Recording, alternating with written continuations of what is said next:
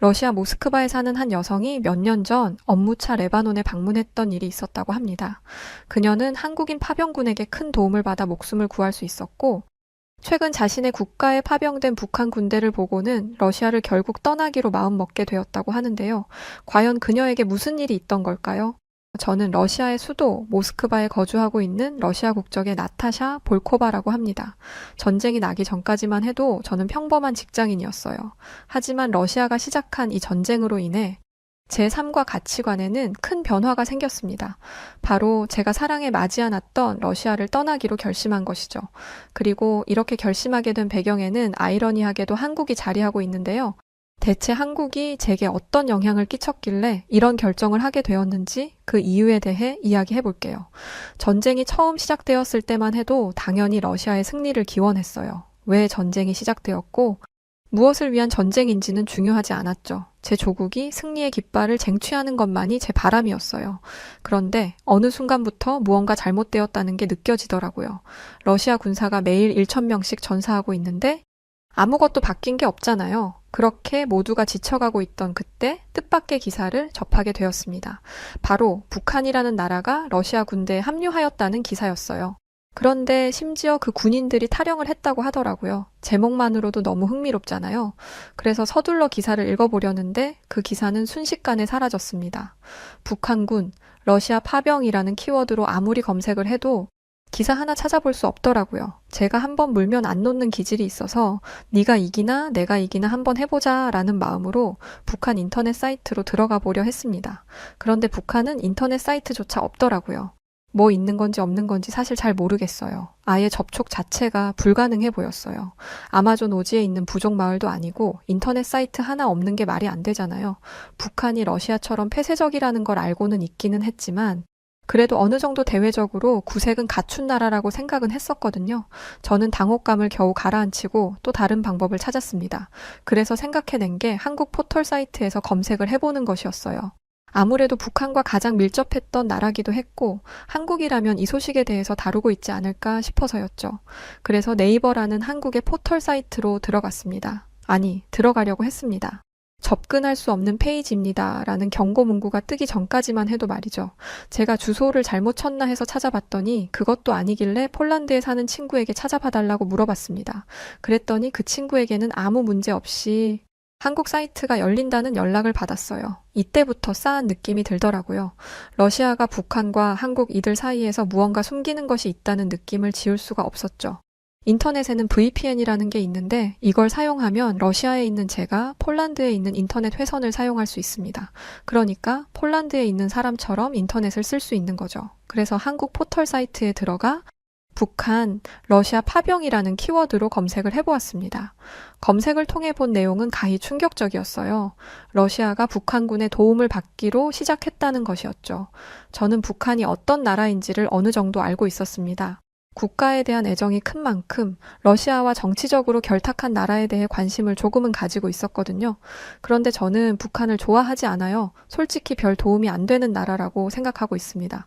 세계에 몇 없는 공산국가라는 것 빼고는 말이죠. 까놓고 말해서 핵무기 외에는 내세울 것 하나 없는 군사력을 가지고 있고 경제력은 아프리카 개발 도상국 수준이잖아요. 도움을 받을 데가 없어서 이런 나라한테 도움을 받다니 전쟁이 장기화되면서 마음대로 흘러가지 않는다는 건 알고 있었지만 정말 갈 때까지 갔다고 생각하며 기사를 꺼버렸습니다. 다음 날 저는 평소와 다름없이 회사로 출근을 했어요. 어느 순간부터 회사 내에서 전쟁 이야기는 암묵적으로 금지되었어요. 희망이 보이지 않기 때문이었죠. 하지만 몇몇 동료들과는 간간히 소식을 나누고 있었는데 어제 제가 알게 된 북한의 이야기를 들려주게 되었습니다. 역시나 다들 깜짝 놀라더라고요. 하지만 반응은 각양각색이었습니다. 누군가는 북한에게 도움을 받을 수 있다는 것이니 잘된 것 아니냐라고 말했고 누군가는 북한이 도움을 주면 뭘 줄 수 있겠냐라고 말했죠. 하지만 저와 가장 친하게 지내던 오스타프라는 남자 직원의 반응은 달랐습니다. 그는 아무 말도 하지 않고 무언가를 깊게 고민하는 눈치였어요. 어딘가 묘한 반응에 저희는 어느새 오스타프를 가만히 지켜보고 있었습니다. 오스타프? 그러자 그는 고개를 흔들며 정신을 차리더니 조심스럽게 입을 떼었습니다. 솔직히 나는 좀 걱정되네요. 북한이 개입하게 된 이 상황도, 이 전쟁에 개입하게 된 북한 군인들도. 저는 오스타프가 북한을 옹호한다는 생각에 놀랐습니다. 저는 북한이라는 국가에 대해 안 좋은 감정을 가지고 있었거든요. 그런데 그런 게 아니었습니다. 사실 저희 할아버지가 한국 분이세요. 알고 보니 오스타프는 러시아, 한국 혼혈이었습니다. 러시아에서 태어났길래 전혀 몰랐어요. 먹고 살기 힘들었던 시절에 러시아로 일을 하러 왔다가 할머니를 만나셨고 아버지가 생겨서 여기에 정착하게 되셨죠. 할아버지는 항상 가족들을 그리워하셨는데 그중에는 6.25 전쟁 때 헤어진 어머니도 포함이었어요. 저한테는 증조 할머니 되는 분이시죠. 오스타프는 가족들과 이별한 한국인들의 한과 슬픔에 대해 너무나 잘 아는 사람이었습니다. 그래서 북한에 있는 사람들이 얼마나 치열하고 힘든 삶을 살고 있는지 관심을 가지고 있었어요. 그래서 북한 군인들이 러시아로 파병을 왔고 도망을 쳤다는 이야기를 들었을 때 많은 생각을 하게 된 것이었죠. 북한에서 아무것도 먹지 못해 굶어 죽을 바에야 러시아로 나와 뭐라도 해보자 결심했을 그 마음을 말이에요. 그런데 오스타프는 같은 피가 흐른다고 해서 감성적으로만 생각하는 사람은 아니었습니다. 그는 냉철한 시각으로 국제 정세를 파악하고 있는 사람이기도 했어요. 하지만 이산가족이라 하더라도 저는 대한민국의 체제를 지지해요. 비록 제 국적은 러시아라고 해도 말이죠. 북한의 러시아 파병은 한국과 북한의 관계를 긴장 상태로 만들 뿐만 아니라 전 세계의 평화를 위협하는 시그널이 될 수도 있어요. 저는 오스타프가 과장을 하는 거라고 생각했습니다.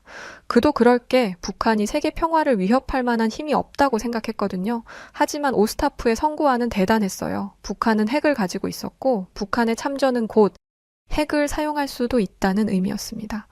또 북한이 러시아를 도우면 일본이나 미국 등의 나라가 전쟁에 참전할 수 있는 계기를 만들어주게 되죠. 당연히 한국도 마찬가지이고요. 두 나라 간의 싸움이 옆 나라들까지 번지게 되는 건 순식간이라는 건데 오스타프의 이야기를 들으니 소름이 오소소 돋았습니다. 저는 그저 저런 나라한테 도움을 받다니 쪽팔리다 쪽팔려 라고 1차원적으로만 생각을 했었던 건데 이렇게도 생각을 할 수도 있더라고요. 그래서 부끄럽다는 생각도 들었죠. 무엇보다 할아버지 때부터 러시아에서 살았더라면 몇십 년 동안 가족들이 쭉 러시아에서 머물렀다는 건데 아직도 한국인의 뿌리를 유지하고 있는 오스타프와 그의 가족들이 대단하다는 생각이 들었습니다. 오스타프가 어떤 교육을 받았는지 참 궁금하더라고요. 학교 다닐 때 역사를 참 좋아해서 한국의 역사를 공부했던 적이 있는데 한국이 일본에게 지배를 받았던 당시 한국은 민족성을 잃지 않기 위해 일본의 핍박에도 불구하고 목숨을 걸고 언어를 지켰고 목에 칼을 들이밀어도 전통을 포기하지 않았다고 했었어요. 아마 오스타프의 할아버지와 아버지도 그때의 정신을 물려받아 오스타프를 가르치신 것 같더라고요. 러시아나 다른 나라에서는 절대 볼 수 없는 한국의 모습이었죠. 여하튼 다시 이야기로 돌아와서 이렇게 대화를 마친 뒤 자리로 돌아와서 앉았는데 책상 위에 올려져 있는 액자 하나가 눈에 들어왔습니다. 바로 몇 년 전 업무차 방문했던 레바논에서 찍은 사진이었죠. 그리고 그 사진을 보니 레바논에서의 기억이 새록새록 떠오르면서 북한은 세계 평화를 위협하는데 한국은 세계 평화를 지키는데 힘쓰고 있다는 것이 체감됐어요. 참 안타깝더라고요. 그리고 이것이 본격적인 계기가 되어 러시아를 떠나게 된 계기가 되었습니다. 레바논으로 출장을 갈 사람이 필요하다는 지시를 받았을 때 모두가 가기를 꺼려했어요. 레바논은 과격한 종교 분쟁이 아직도 이루어지는 중동 지역이기 때문이거든요. 하지만 빠른 승진이 목표였던 저는 레바논 출장에 자원했습니다. 이슬람 과격파의 폭탄 테러 같은 게 빈번한 곳이라 두렵지 않았다면 거짓말이겠죠. 하지만 걱정한 것 치고 레바논은 꽤 멋진 도시였어요. 중동의 유럽, 중동의 파리라는 말이 무슨 의미인지 알겠더라고요.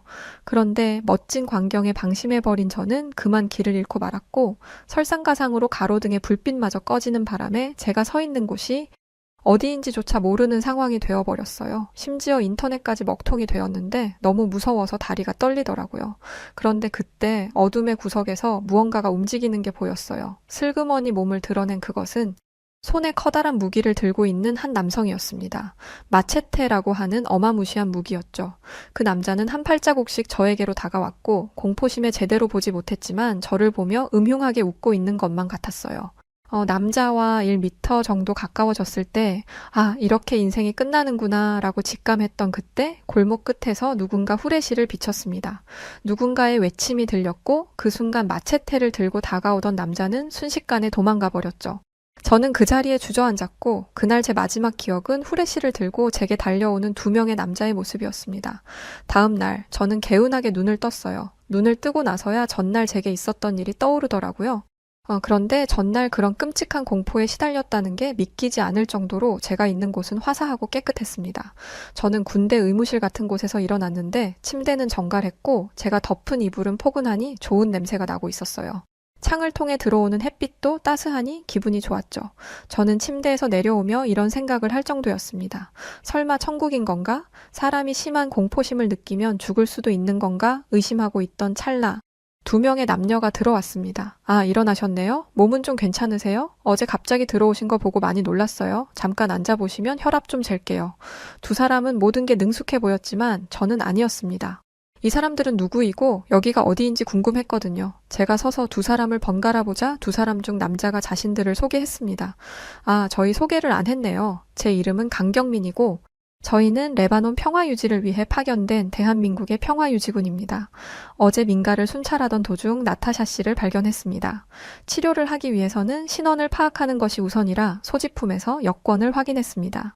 저는 군의관 박소희예요. 상황 설명이 됐다면 어서 앉아보시겠어요? 혈압 좀 잴게요. 살다 군인에게 치료를 받을 거라고는 상상도 못했습니다. 그런데 조금 의심스러운 부분이 있었어요. 보통 이런 일이 생기면 민간 병원에 데려다 주지 군대로 데려오지는 않잖아요.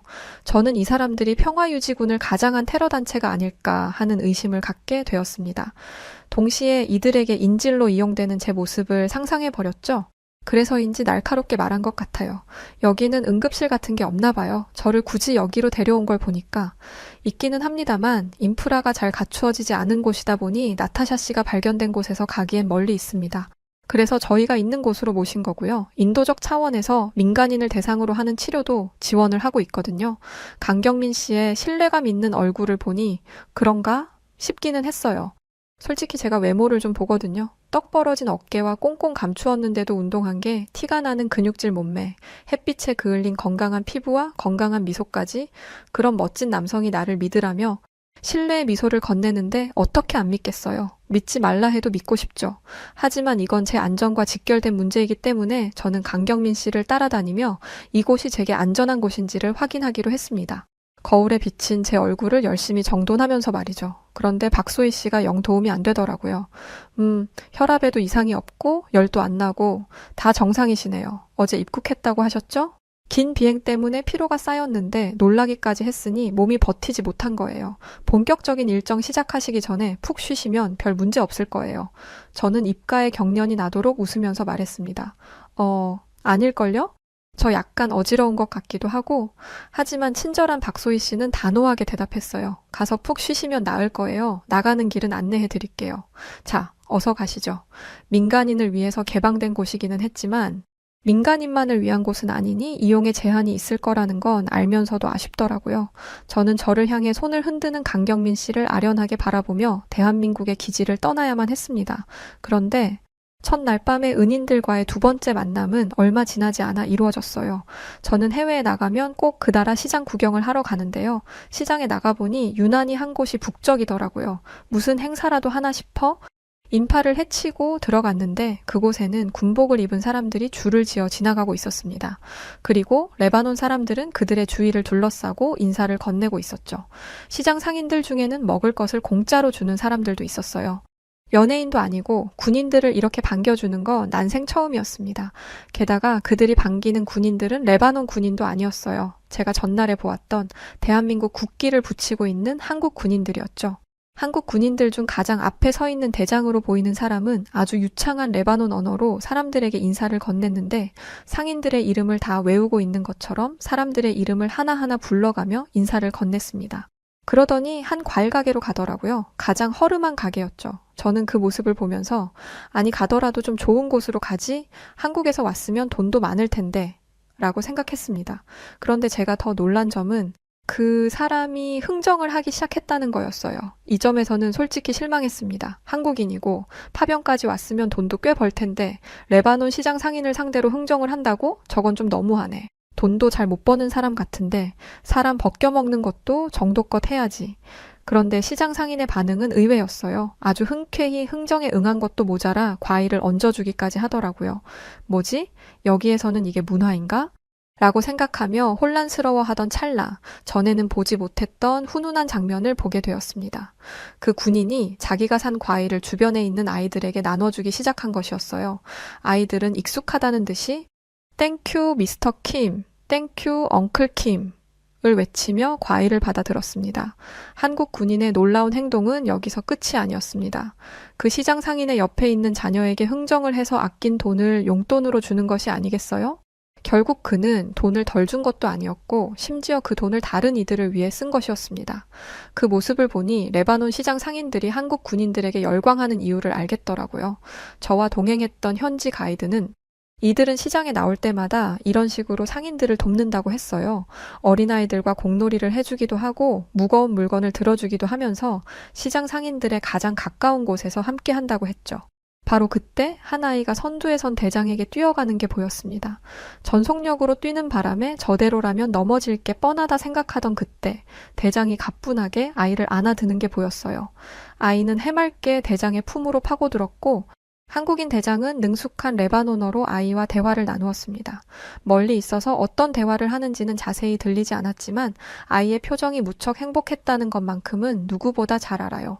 대장이 한 아이를 안아주자 주변에 있던 아이들 모두가 모여 자기도 안아달라며 팔을 벌리고 껑충껑충 뛰기 시작했습니다. 저는 애들을 별로 좋아하지 않아서 그런 모습이 좀 불편하게 보이더라고요. 저러면 꽤 귀찮을 텐데요. 한국 애들도 아니고 다른 나라 애들이잖아요. 그러자 레바논 가이드는 웃으면서 대답했습니다. 저희도 그렇게 생각해서 처음엔 눈치 많이 봤어요. 그런데 저분은 정말 진심으로 우리 아이들을 예뻐해 주세요. 사실 저 아이들 대부분 아버지가 없거든요. 몇 년 전 폭격으로 인해서 여기 대부분이 폐허가 됐었어요. 그때 많은 사람들이 실종되거나 사망했죠. 그중에는 시신을 도난당한 경우도 있는데 저 대장님은 그게 안타까워서 아이들한테 더 잘해주시는 거예요. 한국 군인들은 주기적으로 희생자분들 무덤에 가서 추모식도 하고 저희 아픔에 공감하려고 노력해주세요. 이 얘기를 들으니 한국 군 대장님의 모습이 새삼 다르게 보이더라고요. 한 명 한 명 빠지지 않고 안아주는 모습을 보니 괜히 제 코가 시큰해졌습니다. 이제야 한국 군인들이 다닐 때마다 열광하는 이유를 정확히 알게 되었고요. 이런 모습 때문에 평화유지군의 역할이 이런 것인 줄로만 알았습니다. 그런데 늦은 점심 식사를 하기 위해 방문한 식당에서 한국 평화유지군의 진짜 임무를 보게 되었어요. 제가 있던 곳은 건물 5층에 위치한 식당이었는데 날이 좋아서 테라스에서 밥을 먹으려던 찰나였습니다. 지대도 높고 건물도 높다 보니 골목 사이사이가 잘 보이더라고요. 그런데 그때 인적 드문 골목에서 한국 군복을 입은 군인 3명이 민첩하게 움직이는 게 보였어요. 몸을 숙인 채 수신호를 보내며 무언가를 정찰하는 것처럼 골목을 살피고 있었죠. 심지어 그들의 손에는 총기가 들려 있었습니다. 저는 가이드를 툭툭 치면서 저게 뭐 하는 거냐고 물어보려 했습니다. 그러자 가이드는 검지를 입가에 가져다 대며 쉿 하는 소리를 냈어요. 깜짝 놀라 다시 고개를 돌려 한국군 쪽을 돌아보았는데 수상쩍은 가방을 들고 있는 한 사람이 이미 제압이 된 상황이었습니다. 그리고 얼마 뒤 군인 몇 명과 레바논 경찰들이 와서 그 사람을 연행해 갔죠. 지금 체포를 한 건가요? 이 대낮에? 테러는 낮과 밤을 가리지 않으니까요. 한국 군인들이 시장에 나온 이유는 그저 아이들과 놀아주기 위함이 아니었습니다. 인파들을 한 곳으로 모은 뒤 일부 인원들은 골목 구석구석을 다니며 거동 수상자가 없는지 순찰을 다녔던 것이죠. 순찰 결과 위험인물로 추정되는 사람이 없으면 다행이지만 만약 있다면 이런 식으로 체포를 한다고 했습니다. 아까 시장에서 봤던 한국 군인분들 가방엔 총이 들어있어요. 그 정도로 레바논은 위험한 지역이죠. 하지만 이런 곳에서 우리가 평화로운 시간을 보내고 웃을 수 있는 건 평화 유지를 위해 노력해주는 한국 군인분들 덕분이에요. 그래서 우리는 늘 감사한 마음을 가지고 있어요. 생각해보면 저도 한국 군인들에게 발견이 되어 큰 위험에서 벗어날 수 있었죠. 이걸 의식하면서 다니다 보니 레바논 전체가 한국으로 둘러싸여 있더라고요. 저는 아이러니하게도 태권도가 한국의 전통 무술이라는 걸 레바논에서 알았습니다. 한국에서 온 평화유지군이 레바논 시민들을 위한 프로그램 중 하나로 태권도를 가르치고 있다더라고요. 긴장 상태에 있으면 사람들이 예민해지고 공격적으로 변하기 쉬운데 이런 무술을 익히면 심신을 단련할 수 있으니 굉장히 도움이 되고 있었죠. 심지어 제가 레바논에 방문했을 때는 한국어 말하기 대회가 열리고 있었습니다. 저는 한국어를 한마디도 하지 못해서 누가 잘하고 잘못하는지는 알지 못했지만 한복이라는 한국의 전통 의상을 곱게 입고 자신이 준비한 대본을 읽어 내려가는 참가자들을 보면서 감탄했던 기억이 나요. 그들의 노력에도 감탄했지만 언어를 배운다는 건 그만큼의 애정이 있다는 거잖아요. 당시에는 K-팝이나 K-드라마가 크게 유행이었던 시절도 아니었는데 말이죠. 레바논인들에게 한국에 대한 애정을 심어준 건 한국의 평화유지군이었어요. 저는 그들의 노고에 감탄했을 뿐만 아니라 타국인임에도 불구하고 존경하는 마음을 가지게 되었습니다. 왜냐하면 레바논에 주둔 중인 평화유지군 중 한국만이 이런 결과를 만들어냈거든요. 한국은 무력으로 그들을 지켜주는 것을 넘어 전쟁과 폭격, 테러로 멍든 레바논 시민들의 마음을 치유해 주었습니다. 단순히 지켜주는 것보다 훨씬 어려운 일을 한 거죠. 그렇다고 한국군의 무력이 약한가? 그것도 아닙니다. 이건 말을 해봤자 입만 아프니 굳이 말하지 않을게요. 현무5 세계 군사력 5위라는 놀라운 기록까지. 심지어 한국의 육군력에 비빌 만한 나라는 손에 꼽을 정도죠. 그렇게 과거를 회상하고 나니 퇴근 시간이더라고요. 퇴근길에 버스를 타며 유튜브를 보고 있는데 제 유튜브 알고리즘에 한국 드라마의 짧은 영상이 하나 떴습니다. 한 번도 검색을 해본 적도 없고 본 적도 없는데 알고리즘이라는 게 정말 무섭기는 하더라고요. 대체 어떻게 알고 띄워준 건지. 아무튼 한국 드라마가 유행이라는 걸 알고는 있었지만 관심은 없었는데 요즘 머릿속이 온통 한국이라 그런지 자석에 끌리듯 영상을 재생했습니다. 영상을 재생하니 군복을 입은 배우들이 연기를 하는데 5분 남짓한 짧은 영상임에도 엄청난 몰입감을 주었어요. 제목을 보니 태양의 후예라는 드라마이더라고요. 회사 여직원들이 틈만 나면 깍깍거리면서 이야기하던 바로 그 드라마였어요. 저는 집에 도착하자마자 가방을 던지듯이 내려놓고 옷을 갈아입지도 않은 채 태양의 후예라는 드라마를 찾아보기 시작했습니다. 보다 보니까 왜 여직원들이 그렇게 호들갑을 떨었는지 알겠더라고요. 왜냐하면 어느새 저도 여직원들처럼 설레는 마음을 숨기지 못하며 발을 동동거리고 있었거든요. 드라마 속 군복 입은 남자들은 건장한 체격에 준수한 외모를 가지고 있었어요. 마치 레바논에서 만났던 군인들과 마찬가지로요. 저는 괜히 어깨가 으쓱해졌습니다. 전 세계 여성들의 마음을 사로잡은 이 멋진 남자들의 모티브가 된 실존 인물들을 저는 보고 온 거잖아요. 그런데 동시에 궁금해지더라고요.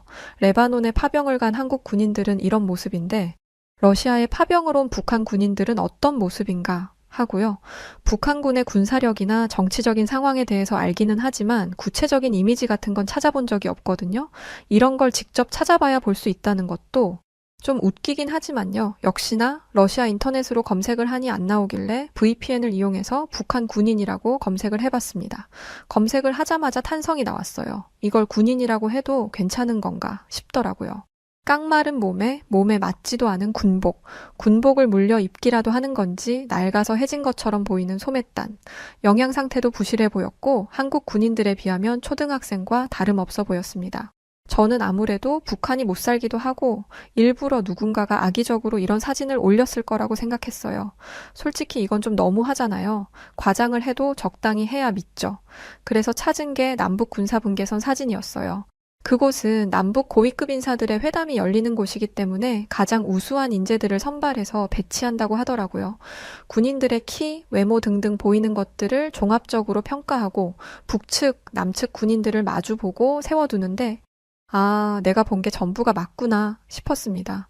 북한도 나름대로 고르고 골라서 보낸 군인일 텐데 한국 군인들 옆에 세워두니 초등학생들 같아 보였어요. 군복은 얼마나 촌스러운지 세기말 디자인 같더라고요. 반면에 한국 군인들은 미군들 옆에 서도 꿀리지 않았습니다. 차별적인 발언은 절대 아니고 어쩔 수 없는 차이를 이야기하는 건데요. 어쨌든 아시아는 상대적으로 몸집이 작은 편이기는 하잖아요. 그런데 한국인들은 아니더라고요. 아시안들 중에 가장 큰 사람들을 꼽으라면 한국인들인 것 같아요. 아니, 유럽인들 사이에 끼워놔도 한국인들은 장신인 편이었습니다. 미군들 옆에 있어도 더 크거나 훤칠했거든요. 한국 군인들은 누가 봐도 운동을 오래 한 것처럼 어깨는 떡 벌어져 있었고 북한 군인들 정도야 양손으로 한 명씩 둘러엎고 스쿼트를 할 수 있을 것 같아 보였습니다. 조금 부피가 큰 덤벨 정도인 거죠.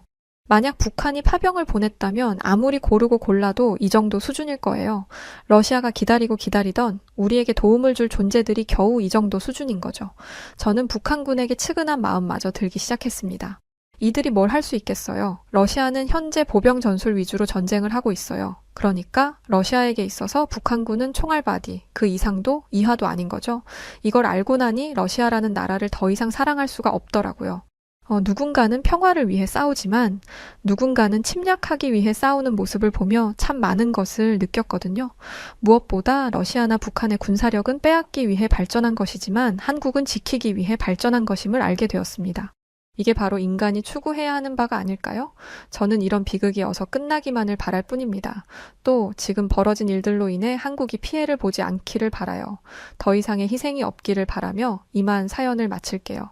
여기 한국으로 떠나는 비행기 안에서 일본인으로 보이는 한 여성이 친구를 향해 큰 소리로 화를 내고 있습니다. 하지만 이내 큰 소리로 화를 냈던 여성은 뭔가 잘못되었다는 직감을 받으며 당황해하고 있는데요. 과연 이 여성에게는 무슨 일이 있었던 걸까요? 안녕하세요. 치바 나루타 국제공항에서 9년 동안 승무원으로 일했던 카와구치 미호라고 합니다. 얼마 전 한국에 우연한 기회로 갔다가 정말 믿을 수 없는 장면들을 봤었습니다. 사실 한국을 혐오하는 극우 성향이 매우 강한 부모님을 두고 있었던 터라 그런 환경에서 자라서인지 한국이라면 별로 내키지 않는 그런 게 좀 강했었습니다. 부모님은 항상 우리 일본은 위대한 제국이라며 칭송하셨는데 한국은 거의 일본이 먹여 키우다시피 했던 나라인데 아직까지도 다케시마와 위안부 등을 들먹이며 지난 과거사를 두고 일본에게 손가락질하고 있다며 감사함을 모르는 나라라면서 한국을 깎아내리시기 일쑤였었어요. 그러면서 아무리 한국이 기어올라도 절대 우리 일본에게는 대적할 수도 없고 넘을 수 없다며 한편으로는 어떻게든 일본을 이겨보려는 한국의 모습에 귀엽다는 말씀도 종종 하시기도 했습니다. 그런 환경에서 태어나고 자랐으니 저 또한 한국을 오해할 수밖에 없던 거죠.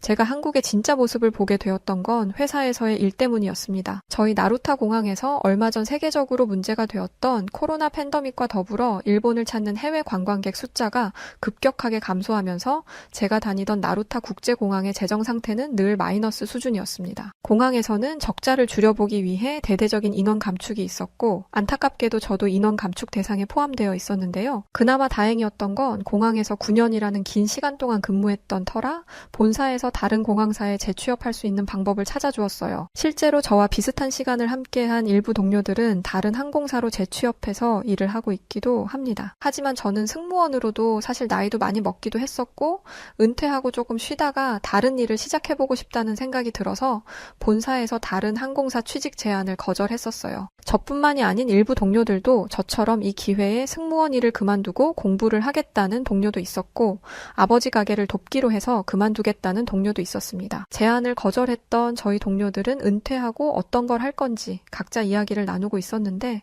듣고 있던 한 동료가 일을 그만두면 우리 같이 이번 기회에 여행이나 한번 다녀오자는 이야기를 했어요. 사실 해외 여러 나라들을 승무원으로 많이 다녀오기는 했지만 우리가 여행으로 간 적은 없지 않냐면서 이런 제안을 한 거죠. 그러더니 자신이 평소 친하게 지내던 한국의 승무원 친구가 한 명 있는데 한국 공항에 대해서 이런저런 걸 보여주겠다고 했다며 한국으로 여행을 가보는 게 어떻겠냐는 저로서는 도저히 믿기 힘든 말을 했었습니다. 저는 당연히 한국을 가자는 동료의 말에 절대 안 간다면서 방방 뛰었고 공항에서 일을 하면서도 한국에는 가보지 못했던 다른 동료들 역시 여행을 가려면 선진국이라 불리는 유럽권의 좋은 나라들로 가야지 무슨 한국이냐며 반대했었어요. 저와 뜻이 같았던 동료들 역시 같은 일본인 동료들이라서 그런지 한국은 괘씸한 나라라면서 아무리 요즘 그나마 좀 발전해서 좋아졌다고 해도 가고 싶은 생각은 들지 않는다면서 한국을 가려면 혼자 가라고까지 하더라고요. 결국 그 친구는 혼자 한국으로 떠났고 저를 포함한 다른 동료들은 함께 프랑스로 향했습니다. 그런데 이 결정이 엄청나게 잘못되었다는 걸 그때는 몰랐었어요. 도착한 프랑스는 정말 유럽의 선진국처럼 멋진 도시였습니다. 그러나 그런 환상은 곧바로 깨지고 말았었어요. 프랑스의 고속열차를 타고 프로방스로 이동하던 중에 저는 열차 안에서 큰 소리로 소리를 질렀었는데 제가 앉아있던 좌석의자 팔걸이에서 뭔가 작은 벌레가 기어다니고 있었기 때문이었어요. 바로 빈대였는데 워낙에 벌레를 극도로 싫어했었기 때문에 빈대를 보고 저는 기겁하고 말았었죠. 그때 제가 큰 소리로 소리를 질러 열차에 있던 프랑스 사람들의 온 시선이 저에게 향했고 어떤 프랑스 사람은 그런 저를 향해 열차에서 매너 없이 왜 소리를 지르냐면서 비난을 받았기도 했었습니다. 하지만 이건 시작에 불과했었어요. 동료들과 제가 함께 경험했던 고속열차 이외에도 가는 곳곳마다 빈대를 발견할 수 있었는데요. 영화관에서도 식당에서도 심지어 저희가 묵었던 숙소에서마저까지 빈대들이 속출했었는데 어떻게 선진국이라는 프랑스에 이렇게 빈대가 득실거리는 건지 대체 이해를 할 수가 없었어요. 그리고 어디 이동할 때마다 지하철을 이용했는데 왜 그렇게 열차를 타기 위해 내려간 지하에서 악취가 많이 나는지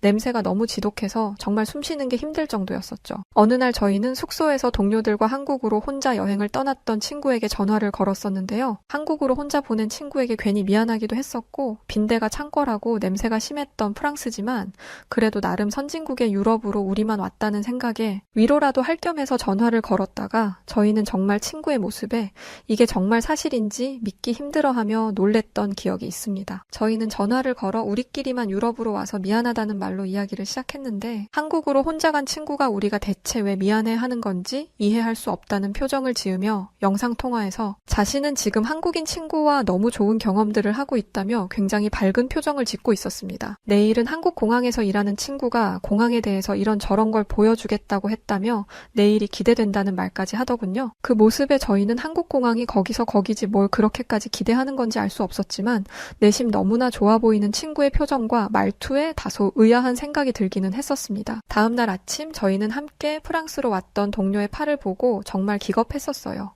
왜냐하면 빈대에 물려 빨갛게 목이 물린 것처럼 올라와 있었기 때문이었는데요. 이런 곳에 더 있다간 안 되겠다는 생각이 들어서 저희는 바로 그날 프랑스를 떠나기로 했었습니다. 정말 실망만 가득했던 여행이었고 전혀 즐겁거나 유쾌하지 않았던 여행이었죠. 그런데 그때 한 동료가 우리 일본으로 돌아가지 말고 한국으로 간 친구에게 가면 어떻겠냐는 말을 하더라고요. 전날 영상 통화 속 친구의 표정이 너무 좋아 보였고 분명 우리는 한국이 아무리 발전했다고 한들 우리 일본에 비해 한참 낙후된 도시로 알고 있는데 영상 통화 안에서 비추어졌던 한국의 모습은 전혀 다른 모습이었기 때문이었죠. 사실 저도 전날 동료와의 통화 후 궁금하긴 했었습니다. 저희는 한국으로 가보자는 동료의 말에 모두 수긍했고 한국으로 혼자 여행을 떠난 동료에게 전화를 걸어 한국으로 가겠다는 우리의 의견을 말했는데요. 저희 말을 들은 동료는 좋다며 도착하는 시간을 알려주면 마중나가 있겠다고 하면서 그날 공항을 소개해준다는 친구와 함께 둘러보자며 이야기를 하더라고요. 저희 동료들은 바로 한국행 비행기에 오르게 되었고 그럼에도 한국행 비행기 안에서의 분위기는 다소 무거웠는데요. 한국으로 떠나는 걸 계속 못 믿어했던 한 동료가 비행기 안에서 자신이 왜 한국행 비행기에 타고 있는지 화가 난다며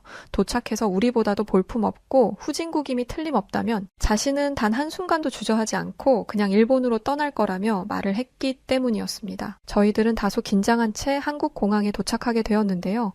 도착한 순간부터 저희는 이건 완전히 뭔가 잘못되었다는 직감이 들기 시작하면서 주변을 두리번거리기만 했었습니다. 저희가 알고 있는 한국의 모습과는 전혀 다르게 처음 겪어본 한국 인천공항은 저희가 그동안 일하던 치바 나루타 공항과는 규모와 기술적인 수준에서부터 비교조차 되지 못할 만큼 차이가 났기 때문이었습니다. 더 놀라웠던 것은 한국 공항 내부 전체가 디지털 시스템으로 운영되고 있었다는 사실인데요. 공항에서 입국 심사를 진행하는데 단 10분밖에 소요되지 않았고 저희의 여권을 바코드 기계 위에 올려둔 채로 디지털로 된 문서에 사인만 하면 모든 과정이 끝나버렸었죠. 아직 저희 일본은 기계보다는 수기로 작성하는 것들이 매우 많은데 한국은 모든 것이 디지털화 되어 있었습니다. 한국은 이러한 첨단 디지털 시스템들을 이용해 긴 줄을 기다릴 필요 없이 빠르게 입국 심사가 완료되었었죠. 그렇게 우리는 입국장을 나와 공항 로비로 향했는데 저희는 얼마 가지 못하고 온몸이 얼어버린 채 그 자리에서 멈춰서고 말았었어요. 끝이 보이지 않는 웅장한 공항 로비의 모습에 넋이 나가버리고 말았고 정말 여기가 우리가 생각했었던 후진국인 한국이 맞는 건지 눈을 의심할 수밖에 없었습니다. 어떻게 커도 이렇게까지 큰 건지 정말 그 규모가 압도적이었습니다. 온몸에 소름까지 돋더라고요. 공항에는 수많은 외국인 관광객들이 웃으며 공항 여기저기를 누비고 다니고 있었고 엄청난 규모를 자랑하면서도 공항 내부는 무척이나 깔끔했습니다. 방금 전까지 있었던 프랑스보다도 훨씬 좋아 보였죠. 정말 눈으로 보면서도 믿기 힘든 순간들이었죠.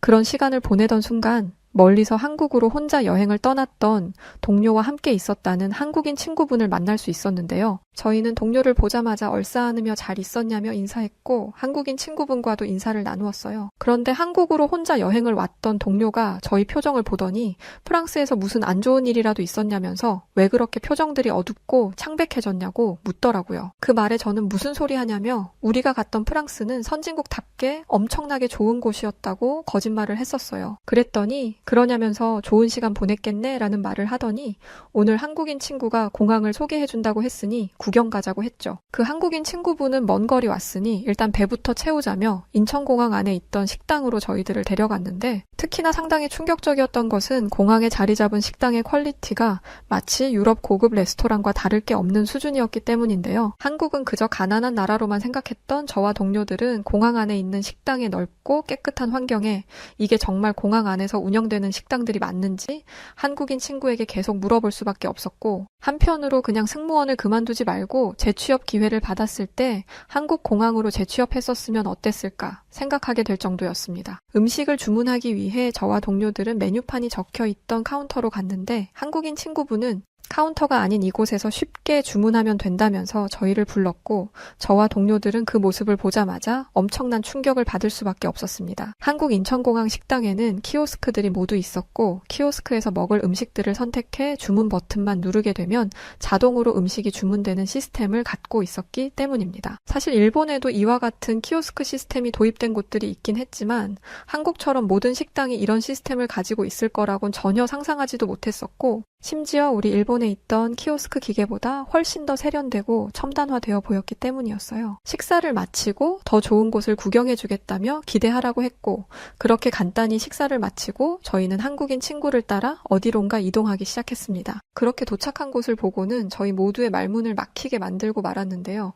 저희가 도착한 곳에는 엄청나게 비싸 보이는 수면 의자들이 줄지어 있었고 더욱 충격적이었던 것은 공항 내부에 깔끔한 샤워실이 있었기 때문이었습니다. 보통 한국으로 온 관광객들은 일찍 찾아와 항공권을 발권하고 수화물을 붙이고도 몇 시간 정도의 시간이 남아서 공항에 대기하게 되는데 공항 내부에 이런 편의시설들을 이용하면서 시간을 보낼 수 있도록 준비되어 있었던 것이었고 정말 말도 안 될 정도로 너무 충격적이었던 건 이 모든 시설을 이용하는데 비용이 전혀 들지 않는 무료라는 것이었습니다. 분명 한국은 예전에 비해 많이 발전되긴 했지만 아직 우리 일본을 따라오려면 한참이 걸릴 만큼 가난한 나라라고 여겼는데 저희가 지금 보고 있는 한국의 공항은 지금 한국 곳곳을 돌아다니며 구경하고 있지도 않고 고작해야 공항을 둘러보고 있는 건데도 여행지를 다니는 것과 같이 시설들이 모두 대단했었기 때문이었습니다. 저와 동료들은 지난날 공항 승무원으로 수년간 일하면서 한국의 공항을 경험하지 못했던 사실에 계속 후회가 되더군요. 이쯤 되니 한국 승무원 직원들만 이용할 수 있는 시설들은 또 얼마나 잘 되어 있는지 궁금했었고 한국 공항에서 일을 했던 한국인 친구에게 결국 물어보고 말았는데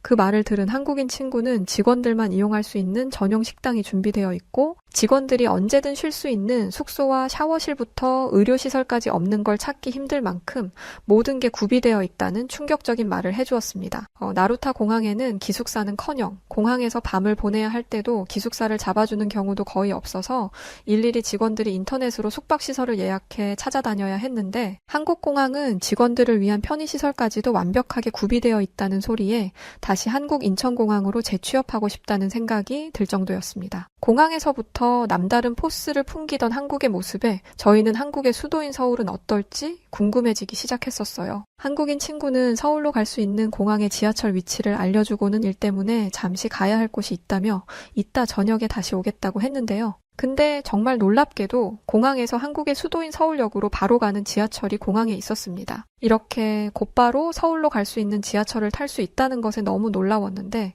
왜냐하면 일본도 중심에 있는 공항들에도 지하철을 탈 수 있도록 연결은 되어 있지만 한참을 걸어가야 하는데 한국은 바로 연결이 가능한 곳이 가까운 곳에 준비되어 있었기 때문이었고 시설도 일본보다 훨씬 세련되어 보였기 때문이었어요. 도착한 서울은 지하에서 1층 밖으로 나서자마자 정말 압도적인 모습을 보여주었는데요. 건물 한 벽면이 모두 LED로 멋진 이미지의 장면들이 연출되고 있었기 때문이었어요. 사실 서울이라는 도시가 이렇게 거대한 도시인지 정말 상상해 본 적도 없고 제가 살았던 일본과 비교해도 훨씬 선진국 같은 느낌을 받았습니다. 우리는 서울의 도시에 도착해서 정말 여기가 한국이 맞는 건지, 우리는 지난날 부모님 분들로부터 무엇을 들으며 자란 건지, 정말 당시에는 부모님들이 원망스럽기까지 하더군요. 저희는 저녁이 다 된 시간이라 배도 채울 겸 해서 서울에 있는 한 식당으로 향했습니다. 도착한 식당에서 처음 메뉴판을 보면서 화려한 음식 사진에 눈이 휘둥그레졌는데요. 음식뿐만 아니라 식당 종업원분이 친절하게 주문을 받아주셨지만 그 다음 기본 음식이 나올 때는 로봇이 배달을 하는 모습에 넋이 나갔죠. 보통은 식당에 음식이 나오면 종업원들이 접시에 음식을 들고 오는데 저희가 갔던 서울의 한정식 식당은 넓은 판이 있는 로봇이 그 위에 음식 접시를 담아서 우리 테이블까지 오는 것 아니겠어요? 테이블 앞까지 오니까 직원분이 오셔서 테이블에 접시를 예쁘게 놓아주셨죠. 로봇에 있는 음식을 다 옮기고 나니 로봇은 알아서 다시 주방 쪽으로 이동해서 다음 배달을 준비하더라고요.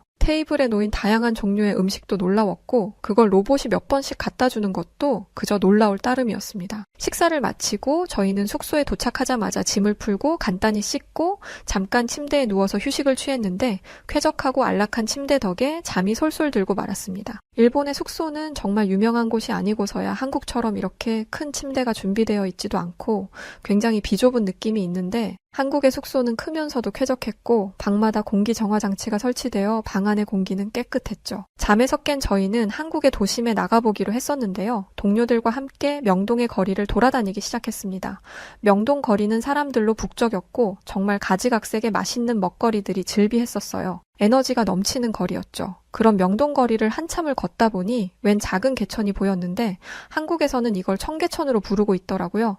그런데 저희는 도착한 청계천에서 정말 놀래고야 말았었는데요. 왜 그랬냐면 저희가 도착했던 청계천에는 저희 말고도 정말 수많은 일본인들이 한국에 관광을 하고 있었기 때문이었어요. 분명 저희 부모님은 일본 사람들은 절대 한국을 여행 가지 않는다고 했었는데 청계천에는 남녀노소 할 것 없이 많은 일본인들이 한국의 청계천에서 좋은 시간들을 보내고 있었고 우리는 대체 왜 어릴 때부터 한국을 그렇게 폄하하며 우리에게 한국은 좋지 않은 국가라며 우릴 속여왔는지 분통이 터지더군요. 한국에서의 경험을 마치고 저희는 다시 일본으로 돌아갔는데요.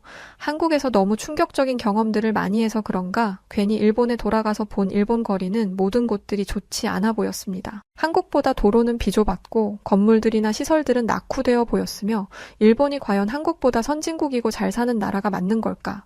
의심마저 들어서 인터넷에 검색을 해보기까지 했었는데요. 그런데 저는 인터넷에 나와 있는 지표들을 보고 정말 큰 충격을 받았었습니다. 세계에서 가장 발전되고 잘 사는 국가 1위부터 20위까지 점수와 순위가 매겨져 있었는데요. 20위에 아이슬란드, 19위에 홍콩, 18위에 아랍에미리트, 17위에는 영국, 16위에 캐나다, 15위에 오스트리아가 있었고 근데 영국이 17위라는 것에 좀 당황스럽더라고요. 14위에는 벨기에가 있었고 13위에는 독일, 12위에 노르웨이, 11위에는 싱가포르, 10위에 이스라엘이 있었습니다. 유럽 국가들 중에 유명하다던 영국과 독일이 각각 13위와 17위라니 과연 우리가 알았던 유럽의 선진국가라는 게 전혀 잘못된 생각을 가지고 있던 게 아니었나 싶었던 순간이었습니다. 그런데 놀라운 건 지금부터였는데요. 9위에 핀란드, 8위에 네덜란드, 그리고 7위에 저희 일본이 랭크되어 있었기 때문이었어요. 우리 일본은 랭킹 종합점수 3.94로 세계에서 가장 잘 사는 국가 7위에 있던 것이었어요. 그런데 한국은 아직도 보이지 않고 있었죠. 그걸 보면서 한국은 20위권에도 들지 못한 모양이구나 싶었을 무렵 6위 대만이라는 글자에 저는 믿기 힘들어 했었는데요. 우리 일본이 대만보다도 못 사는 나라가 되었다는 현실에 참담한 기분까지 느낄 정도였습니다. 근데 더 저를 참담하게 만들었던 건 5위에 스웨덴, 4위에 스위스, 3위에 덴마크가 있었는데 2위에 글쎄 한국이 당당히 이름을 올리고 있었습니다. 한국은 랭킹 종합점수 6.52로 상당한 경제 발전을 일군 모범이 되는 나라라고 명시되어 있기도 하더군요. 1위에는 미국이 있었습니다. 일본과 한국의 랭킹 점수는 거의 2배 가까이 차이가 날 정도로 한국이 압도적으로 높은 순위에 있던 거죠. 심지어 제가 찾아본 이 인터넷 자료는 야후였는데 일본이 이렇게 한국의 순위가 높다는 걸 알면서도 일반 국민들에게 감추고 한국을 폄하하기만 했던 건지 정말 제가 태어난 나라지만 이해가 안 됐었어요. 저는 최근 다시 한국을 가보기 위해서 계획을 짜고 있는데요. 저뿐만 아니라 함께 한국을 다녀왔던 동료들도 함께 다시 가기 위해서 준비하고 있습니다. 이번에 떠나는 여행은 한국의 수도가 아닌 제2의 도시라고 불리는 부산을 찾아볼 계획인데 인터넷에서 본 부산은 넓은 모래사장과 엄청나게 높은 초고층 빌딩들의 그 조화가 너무 이색적이고 멋지다는 생각을 갖게 돼서였어요. 저는 예전과 너무 다르게 한국에 대해 전혀 나쁜 감정이 없고 오히려 부모님들에게 현실상을 제대로 보라며 한국이 모든 순위에서 일본을 압도하고 있다는 자료들을 보여주기까지 했는데요. 부모님은 그런 저의 모습이 불편했는지 현재는 괜히 서먹한 사이가 되어 어색해지고 말았죠. 하지만 어디까지나 사실은 사실이기에 언제까지 숨길 수 없는 것이고 배울 것이 있다면 배워야 한다는 생각을 갖습니다. 다시 찾아가는 이번 여행을 통해서 좋은 경험을 또 한 번 하기를 원하고 있고 이번 여행 이후에는 부모님을 강제로라도 모시고 한국을 찾아가 진실을 눈으로 직접 보시게 할 계획입니다. 자, 오늘은 한국이 가난한 후진국일 거라고 오해하고 있던 카와구치 미호 씨의 한국 경험을 담은 사연이었습니다. 오늘의 사연 어떻게 들으셨나요? 오늘의 사연을 재밌게 들으셨다면 구독과 좋아요 남겨주시고요. 그럼 저는 사연을 읽어드리는 여우튜브의 송은지였습니다. 활기찬 오늘 되시고요. 끝까지 시청해주신 모든 분들 감사합니다.